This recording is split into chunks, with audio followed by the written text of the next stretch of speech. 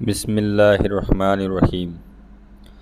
مایوسی کفر ہے، کیونکہ اللہ رب العزت سب کی سنتا ہے اور اللہ پاک ہر بات کو جانتا ہے۔ اللہ پاک نے ہی انسان کو بنایا اور اس کے سلسلہ نسب کو بھی اللہ پاک ہی چلاتے ہیں۔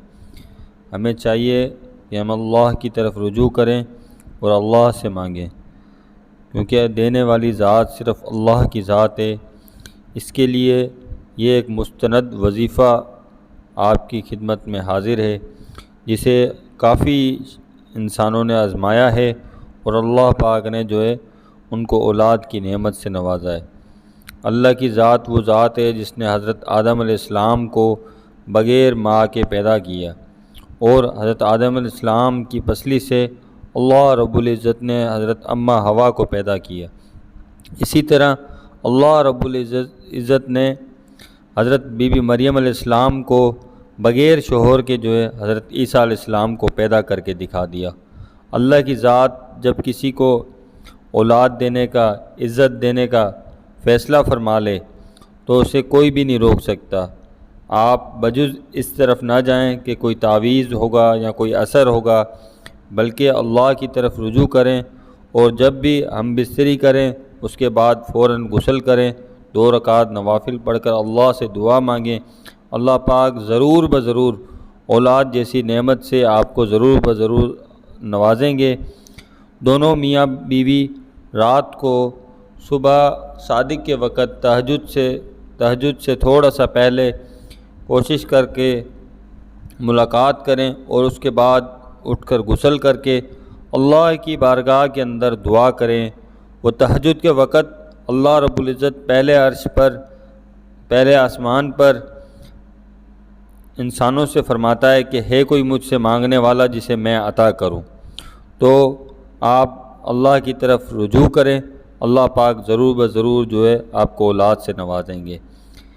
استغفار اور صدقے کی کثرت کریں، اور ہر فرض نماز کے بعد 11 مرتبہ یہ دعا مانگیں۔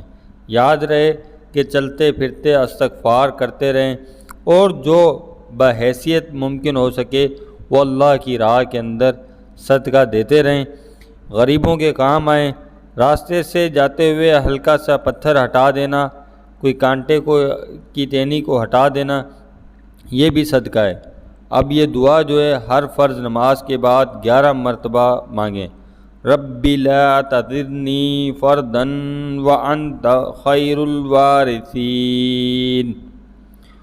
قرآن مجید میں اللہ رب العزت نے فرمایا ہے، اور جس کا ترجمہ یہ ہے، اور اس سمجھانے میں نے ان سے یہ کہا کہ تم اپنے پروردگار سے اپنے گناہ بخشواؤ، بے شک وہ بڑا بخشنے والا ہے، کثرت سے تم پر بارش بھیجے گا، اور تمہارے مال اور اولاد میں ترقی دے گا، اور تمہارے لیے باغ لگا دے گا، اور تمہارے لیے نہریں بہا دے گا۔